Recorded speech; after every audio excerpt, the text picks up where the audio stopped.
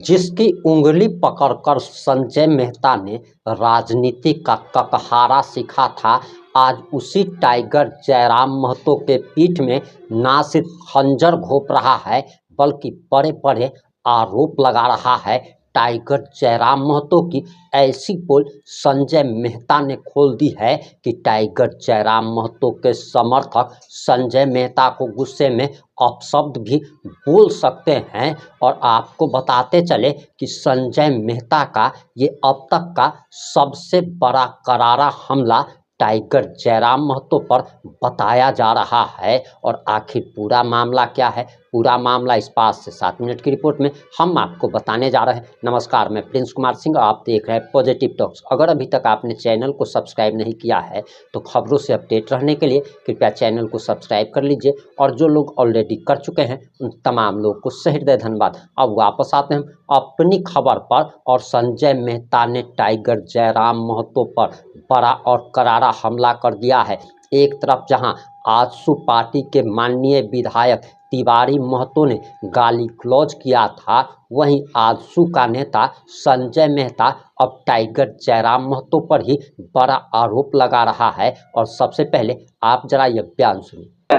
मैं देखता हूँ आप लोगों के चैनल पे कभी कभार जब स्क्रॉल करते हुए तो कई लोग टिप्पणी करते रहते हैं, बहुत तरह की नकारात्मक टिप्पणियां भी करते हैं, कुछ लोग सकारात्मक भी करते हैं। मैं ये कहना चाहता हूँ कि राजनीति में जो विचारधारा की बुनियाद होती है, जो वैचारिक राजनीति होती है, उसकी फसल को दशकों तक, 100 साल तक, 50 साल तक काटा जाता है और वो एक विचारधारा होती है, वो कभी कुंद नहीं होती। तो आजसू एक वैचारिक क्रांति की उपज है और वो वैचारिक क्रांति थी झारखंड, झारखंडियत, झारखंडी भावना, झारखंड को अलग कराना, झारखंड अलग राज्य निर्माण, झारखंड को विकास के पायदान पर खड़ा करना, ये तमाम सपने और ये तमाम उद्देश्य। तो वो भरना तो था, वो निश्चित था। लेकिन चूंकि क्या होता है कि हम आमतौर पर जब सूचनाओं का प्रवाह हमारे पास गलत तरीके से होता है तो हम एक धारणा बना लेते हैं किसी के प्रति बिना व्यवहारिक पहलू को जाने हुए कि अब तो ये खत्म हो गया, अब तो ये हाशिए पर है, अब इन लोगों को कौन पूछेगा, अब ये दिया बुझ गया, अब ये चिराग बुझने वाला है। तमाम तरह के हम लोग फ्रेज लाते हैं, तमाम तरह की कहावतें, तमाम तरह की पंक्तियां, तमाम तरह के धारणा बनाने की कोशिश करते हैं। लेकिन जो नेता होते हैं उनका काम करने का अपना एक स्टाइल होता है। आप इस राज्य में गौर करिएगा, आपके लोकल खबर के दर्शकों को बता रहा हूं, आज तक मैंने ये बात कभी कही नहीं, मैं इशारों में कहूंगा। इस राज्य के अंदर जो क्षेत्रीय राजनीति दल है, मुख्यतः दो है, झारखंड मुक्ति मोर्चा और हमारा आजसू पार्टी। इस वक्त झारखंड मुक्ति मोर्चा के जो नेता हैं वो हमारे माननीय मुख्यमंत्री जी हैं। माननीय मुख्यमंत्री जी मुख्यमंत्री क्यों है? क्योंकि दिसोम गुरु जी के संघर्षों का एक फल उन्हें मिला है। अब इस राज्य के अंदर कोई एक ऐसा दूसरा उदाहरण दिखलाइए जो इस राज्य के अंदर राजनीतिक दल खड़ा करते हुए लगभग 20 वर्षों से सस्टेन कर रहा हो, उतार चढ़ाव के बावजूद भी। एक और दल बना था, फिर उनका मर्जर हुआ, फिर वो वापस अपने घर चले गए।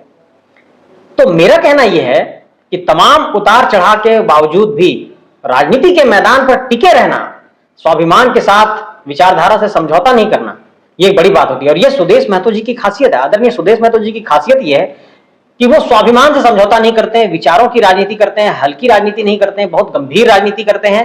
और उनकी राजनीति में बहुत डेप्थ है, बहुत गहराई है। आज की तारीख में वो इस पायदान पर हैं कि वो अपने लिए पर्सनली बहुत कुछ हासिल कर सकते हैं, उनको कहीं भी स्थान मिल सकता है, वो चाहे तो, समझौतावादी अगर हो जाएंगे तो। लेकिन उन्होंने ऐसा कोई रास्ता नहीं अपनाया, छोटा रास्ता नहीं अपनाया। तो उनकी राजनीति की जो गहराई है, उस गहराई से जो कार्यकर्ता निकले हैं, उनकी फौज खड़ी हुई थी। क्योंकि वो कोई रैली नहीं थी, वो पार्टी का कार्यक्रम था, संगठन का कार्यक्रम था। वो संगठन का बलिदान दिवस हम लोगों ने मनाया था और राज्य भर के 264 प्रखंडों से हम लोगों ने प्रखंड कमेटी के लोगों को बुलाया था।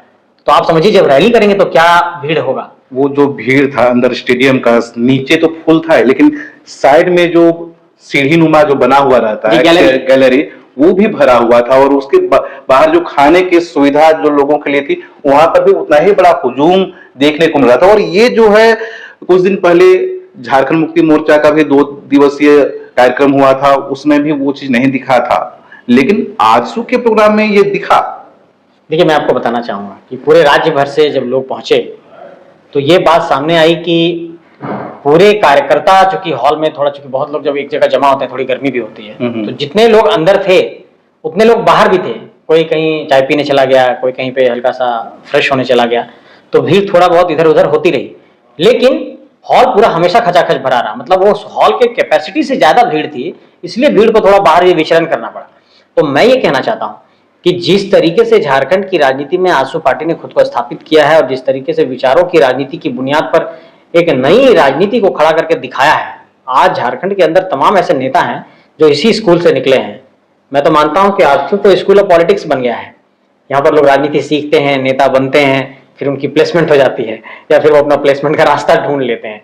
तो वो एक हो गई कि भाई आप अवसरवादी राजनीति कर रहे हैं, लेकिन अगर आप विचारों की राजनीति को चुनते हैं तो आजसू मुझे लगता है कि एक बेहतर प्लेटफॉर्म है। और उस भीड़ ने ये साबित कर दिया है कि आजसू का भविष्य बहुत स्वर्णिम है। बिना आजसू के झारखंड की राजनीति की आप परिकल्पना नहीं कर सकते, इस बात को समझ लीजिए। आजसू का जो बलिदान दिवस का जो वहां पर जो कार्यक्रम हो रहा था, उसी मंच से कुछ आंदोलनकारी नेताओं ने जो सूर्य सिंह बेसरा है उन पर सवाल खड़ा कर दिया गया, उनको फर्जी तक कह दिया गया। देखिए, मैं स्पष्ट करना चाहता हूँ, बेसरा जी एक झारखंड के, मैं सम्मानित बुद्धिजीवी कहता हूँ उनको, और उनको मेरा प्रणाम भी कहिएगा अपनी तरफ से, मेरा नमस्कार भी है, जोहार भी है। मैं उन पर बहुत ज्यादा कुछ नहीं कहना चाहता हूँ।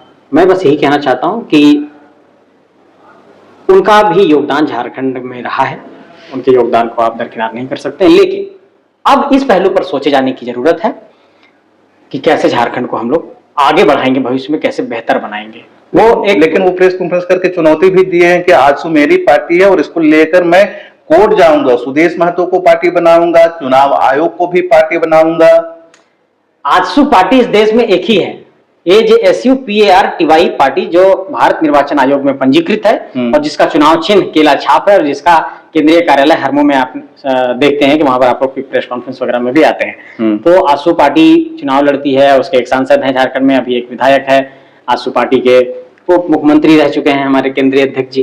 तो मेरा कहना यह है कि आजसू पार्टी इस देश में एक ही है, वो झारखंड में है और इस पर कहीं कोई विवाद नहीं है। ये तथ्यात्मक एक सच है। आप जिन संगठन के साथ आजसू के पहले जुड़े हुए थे, आपके साथ हुआ करते थे जयराम महतो, देवेंद्र नाथ महतो और भी कई लोग, आज वो लोग कहीं FIR कर रहे हैं, कहीं विरोध प्रदर्शन कर रहे हैं, कहीं पुतला दहन कर रहे हैं। वजह है कि उस समय आप ही के जो विधायक हैं वो कुछ अपशब्द कह दिए थे। नहीं, मुझे इस तरह की कोई जानकारी नहीं है कि क्या कुछ हुआ है, किस पहलू को लेकर के वो कर रहे हैं, क्योंकि मैं लगातार इधर अपने विषयों को लेकर के बहुत व्यस्त रहा हूँ। तो क्या विषय है इसको पहले एक बार मैं समझूंगा, जानूंगा, उसके बाद ही मैं कोई टिप्पणी कर पाऊंगा। राजदेश रतन जो आपके पुराने साथी रहे, जिनको आप जानते हैं, वो तो चिट्ठी भी लिख दिए हैं चुनाव आयोग को और स्पीकर को कि उनकी सदस्यता रद्द हो जानी चाहिए। कभी कभी क्या होता है कि जब आप में राजनीतिक समझ की कमी होती है, जब आप नहीं जानते हैं कि किसी विषय को किस तरीके से रखना है, किसी भी व्यक्ति की विधानसभा की सदस्यता यूं ही नहीं खत्म हो जाती कि आपने चिट्ठी रख दिया सदस्यता खत्म हो जाएगी। और मुझे ऐसा लगता है कि आज के जमाने में जब आप किसी पर कोई एलिगेशन लगाते हैं, ये वही राजदेश रतन है जो विधायक बनने के बाद जयराम महतो के लिए Z+ सिक्योरिटी की मांग के लिए गृह मंत्री को चिट्ठी लिखे थे। उसके बाद जयराम महतो ने कहा था कि वो भावावेश में वैसा कर दिए, ऐसा उनका कुछ रिक्वायरमेंट है नहीं। एक्चुअली होता क्या है, हाँ। इंटरनल बात बता दूं? हाँ बताइए ना। बताता हूँ, क्योंकि मैं एक्चुअली उस संगठन में किसी की पूछ है नहीं, व्यक्ति केंद्रित सेल्फ सेंट्रिक एक संगठन है और सब अपने अपने तरीके से एक व्यक्ति को खुश करना चाहते हैं कि मैं आपके सबसे बड़ा शुभचिंतक हूं, मैं आपके सबसे बड़ा केयरटेकर हूं। तो ये जो लोग चिट्ठियां लिख रहे हैं, ये लोग मेरे ही ट्रेनिंग स्कूल से निकले हुए लोग हैं। अच्छा। इनको चिट्ठियां लिखना भी हमने सिखाया था। कौन कौन है? तो मैं बहुत ज्यादा नहीं बोलना चाहता हूं।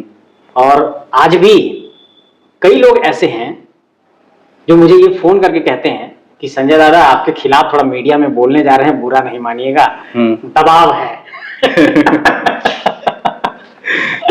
आज भी कई लोग ऐसे हैं क्योंकि उनसे मेरे अच्छे संबंध हैं, ऐसे हैं जब वो मीडिया में बोलने जाएंगे मेरे खिलाफ।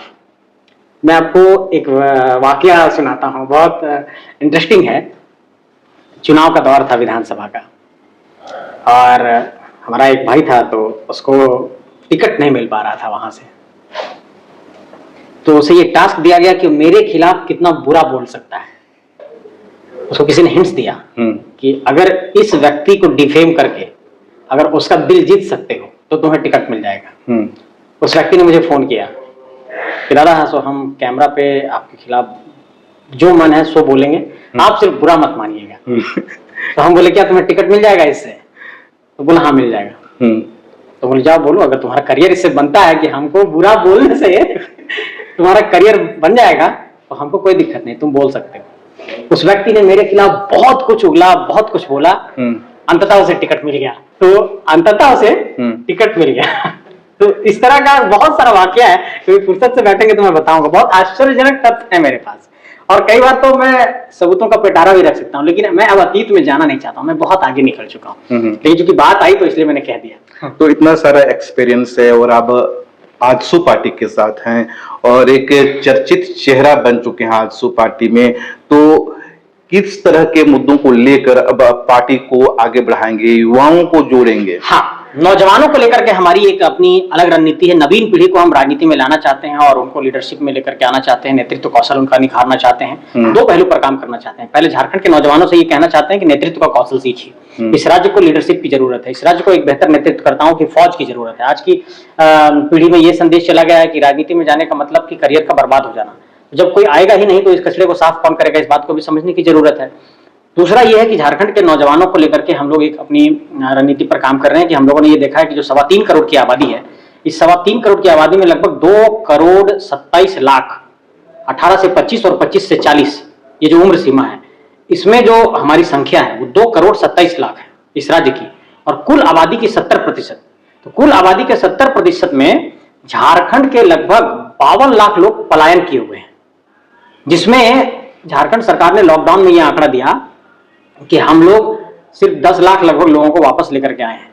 लेकिन अगर आप पूरे ये मिडिल ईस्ट का देखेंगे, जैसे दुबई को देखिए, सऊदी अरब को देखिए, आप मिडिल ईस्ट के और तमाम कंट्रीज को जहां पर लोग कमाने जाते हैं, झारखंड से तमाम मजदूरों का पलायन, जैसे भी विदेशों में लोग फंसे हुए हैं और दिल्ली मुंबई और तमाम इलाकों में, तो एक बड़ी संख्या जो है पलायन कर गई है। तो इन पर हम लोग काम करने वाले हैं, नौजवानों को नौकरी पर काम करने वाले हैं। निजी क्षेत्र में जो आरक्षण की बात थी, आउटसोर्सिंग में जो आरक्षण की बात थी, इन सारे पहलुओं पर हम लोग काम करने वाले हैं और सरकार से हिसाब मांगने वाले हैं कि निजी क्षेत्र में आप कहां नौकरी दे रहे हैं, नियुक्ति कब करेंगे, 2,88,000 पद खाली हैं 4,88,000 में, तो उस पर आप कब नियुक्ति करेंगे, ये सारी चीजों का हिसाब मांगने जा रहे हैं।